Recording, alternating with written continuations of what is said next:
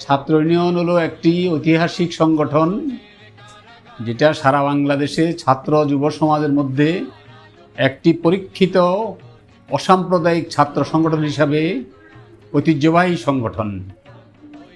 বাংলাদেশে সাম্প্রদায়িক দ্বিজাতি তত্ত্বের যে বিষবাষ্প, তার বিরুদ্ধে প্রকৃত অর্থে ছাত্র ইউনিয়ন একটি প্রতিবাদ। আমাদের দেশে ছাত্র সমাজের একটি সহজ সুলভ বিজ্ঞানভিত্তিক আধুনিক মানসম্পন্ন শিক্ষা ব্যবস্থা কায়েমের যে সংগ্রাম, এই সংগ্রামের উদ্যোক্তাও ছাত্র ইউনিয়ন।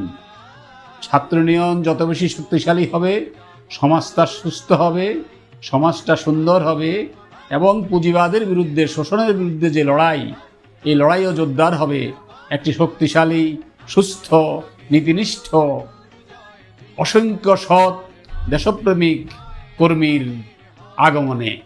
ছাত্র ইউনিয়নের সর্বাঙ্গীন সফলতা আমি কামনা করি।